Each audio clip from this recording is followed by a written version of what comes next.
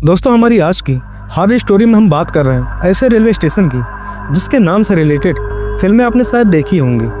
पर दोस्तों, जो कहानी आज मैं आपको सुनाने जा रहा हूँ यह किसी फिल्म की काल्पनिक घटना नहीं है, बल्कि इसी ओडेला रेलवे स्टेशन पर घटने वाली एक सच्ची घटना है जो कि मैंने वहीं के रहने वाले सुरेंद्र, जिनसे मेरी मुलाकात उत्तराखंड में मेरे पढ़ाई के दौरान हुई थी, उन्होंने सुनाई थी। तो आगे की कहानी मैं आपको सुरेंद्र के पॉइंट ऑफ व्यू से सुनाता हूँ। दोस्तों, अगर आप भूत प्रेत से जुड़ी कहानियाँ सुनना पसंद करते हैं और अगर आप हमारे इस चैनल पर नए हैं तो आप इस YouTube चैनल को सब्सक्राइब कर लें और साथ ही साथ बेल आइकन प्रेस कर लें। मैं आप सभी के लिए ऐसी ही डरावनी और रहस्यमयी कहानियाँ लाता रहूँगा। तो चलिए, अब मैं आप सभी को ले चलता हूँ हमारी आज की कहानी की तरफ। दोस्तों, मेरा नाम सुरेंद्र है।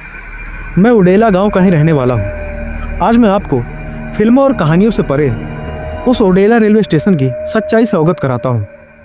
दोस्तों, ओडेला रेलवे स्टेशन तेलंगाना राज्य के पेड्डापल्ली जिले के ओडेला गांव में है, जो विशेष रूप से दक्षिण मध्य रेलवे क्षेत्र के तहत नागपुर हैदराबाद लाइन पर है। दोस्तों, मेरे बचपन की पढ़ाई भी वहीं के एक सरकारी स्कूल से हुई, पर पिताजी ने कुछ विषयों के लिए ट्यूशन लगवा रखा था जिन्हें मैं स्कूल के बाद लेता था। और ट्यूशन पढ़ने के लिए मुझे घर से रेलवे कॉलोनी के पास जाना पड़ता था। और वहीं मेरे दोस्त सुनील का भी घर था, जिसके पिता उसी रेलवे स्टेशन पर टीसी की जॉब करते थे। और मेरी और सुनील की दोस्ती ट्यूशन के दौरान ही हुई थी। वह अक्सर मुझे अपने घर चलने के लिए कहता, पर ट्यूशन खत्म होते होते रोज करीब शाम के लगभग 7 बज जाते और मुझे घर भी वापस जाना होता था।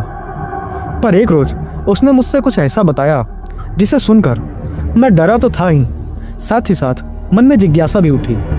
दोस्तों, अक्सर बचपन में ऐसा होता ही है। उसने मुझसे बताया कि उसके कमरे की खिड़की से रेलवे स्टेशन साफ दिखता है। और एक रात जब नींद नहीं आ रही थी तब वह उसी खिड़की के पास करीब 2 बजे के आसपास बैठ गया।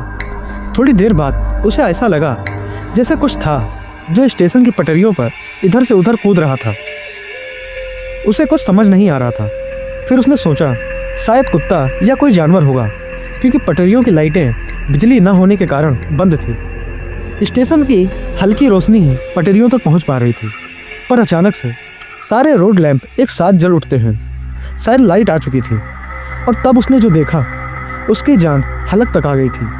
उसने देखा कि एक बहुत ही विशाल शरीर और भयानक चेहरे वाला, जो ना ही जानवर लग रहा था और ना ही इंसान, जैसे किसी दंत कथाओं का कोई राक्षस हो, बस इधर से उधर पटरियों पर कूदे जा रहा था। सुनील के शरीर का सारा खून अब सूख चुका था, पर उसके डर की हद तो तब हुई जब वह राक्षस एकदम से अपनी जगह रुक गया और उसने सर उठाकर उस खिड़की की तरफ देखा जहां से सुनील उसे देख रहा था। अब जैसे सुनील की जान निकलने ही वाली हो, और तभी वह राक्षस गुस्से में दहाड़ उठता है और सुनील उस भयावह आवाज और उस दृश्य को देखकर जोर से चीख पड़ता है और भागकर अपने मम्मी पापा के कमरे का दरवाजा पीटने लग जाता है। उनके दरवाजा खोलते से ही सुनील बदहवास हालत में पूछता है, आप दोनों ने वह आवाज़ सुनी? सुनील क्या कह रहा है और उसकी ऐसी हालत देखकर उसके मम्मी पापा को कुछ समझ नहीं आता है। सुनील उन्हें सारी घटना के बारे में बताता है, जो कुछ भी उसने देखा या सुना था। पर जब उसके मम्मी पापा उस खिड़की पर जाकर बाहर देखते हैं तो वहाँ कुछ भी नहीं था। सब कुछ एकदम शांत था और ना ही उन्हें कोई आवाज़ सुनाई पड़ी थी। उन्होंने उसे सुनील का वहम या बुरा सपना बोलकर उसे सो जाने को कह दिया। सुनील पूरी रात चादर से मुंह लपेटकर बस जागता रहा। इस रात के बाद से वह आवाज़ रोज रात के 2 बजे तक सुनील के कानों में गूंजती रही, पर रात में दोबारा उस खिड़की तक जाने की उसकी हिम्मत नहीं हुई। फिर सुनील ने मुझसे कहा कि इसीलिए मैं तुम्हें अपने साथ अपने घर रुकने के लिए कहता था, क्योंकि मेरे घर वाले मेरी बातों पर भरोसा नहीं करते। और दोस्तों, मुझे इन चीज़ों में शुरू से काफ़ी रुचि थी, तो मैं यह सब जानकर झट से तैयार हो गया। पर दोस्तों, यह मेरी सबसे बड़ी गलती थी। अब मैं और सुनील दोनों किस मुश्किल में पड़ने वाले थे, इसका अंदाज़ा हमें बिल्कुल भी नहीं था। ट्यूशन के बाद हम दोनों उसके घर के लिए निकल जाते हैं। खाना वगैरह खाकर हम दोनों सोने के लिए सुनील के रूम में आ जाते हैं। धीरे धीरे रात के करीब 2 बजने वाले हो गए थे, और यह वही समय था जब सुनील ने उस दिन वह भयानक मंजर देखा था। और उसी समय पर रोज उसे वह आवाज़ें सुनाई देने लगती थी। अब मैं कुर्सी लगाकर उस खिड़की के पास बैठ जाता हूँ अब मुझे रेलवे स्टेशन और पटरियाँ साफ दिख रही थी। सुनील थोड़ी दूर पर बैठा था क्योंकि उसके दोबारा से वह सब देख पाने की हिम्मत बिल्कुल नहीं थी। हमें थोड़ी थोड़ी नींद भी आने लगी थी। सुनील तो बैठे बैठे सो रहा था, पर अचानक से सुनील चीख उठता है। शायद उसे वह आवाज़ें फिर से सुनाई देने लगी थी और तभी मेरा ध्यान उन पटरियों पर जाता है।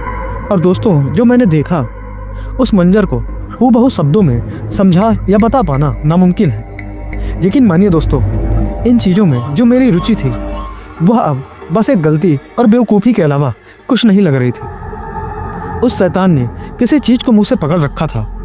शायद कोई जानवर या फिर कोई इंसान था जिसे वह चीर फाड़ कर खाया जा रहा था। मैंने चीखना चाहा, पर मेरे मुंह से आवाज़ तो छोड़ो, सांसें भी थम गई थी। मेरी हालत देखकर सुनील समझ चुका था कि वह चीज़ मुझे भी दिख चुकी है। हम खुद को संभाल पाते तब तक एक कलेजा कपा देने वाली गुर्राने की आवाज़ हमारे कानों में गूंज उठी।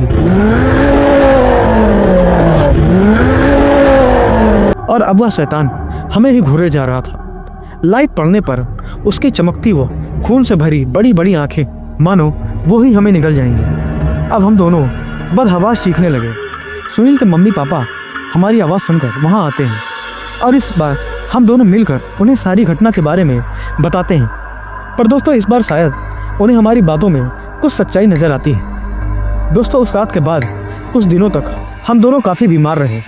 फिर हम दोनों के परिवार वालों ने हमारी सेफ्टी के लिए हमें पढ़ाई करने के लिए दूसरे शहर में हॉस्टल में डाल दिया। दोस्तों, उसके बाद से हम दोनों को वह आवाज़ें सुनाई पड़नी बंद हो गई। पर हमारे बाद भी वैसी घटनाएं उस स्टेशन के आसपास रहने वालों के साथ होती रहीं और शायद आज भी होती हैं। तो दोस्तों, आपको हमारी आज की कहानी कैसी लगी कमेंट करके ज़रूर बताएं। और अगर आपके साथ भी कोई ऐसी डरावनी या रहस्यमयी घटना घटी है तो आप मुझे व्हाट्सएप या इंस्टाग्राम पर साझा कर सकते हैं, जिनके लिंक्स आपको वीडियो के डिस्क्रिप्शन में मिल जाएंगे। तो चलिए मिलते हैं कोई और खौफनाक कहानी के साथ। तब तक के लिए टेक केयर।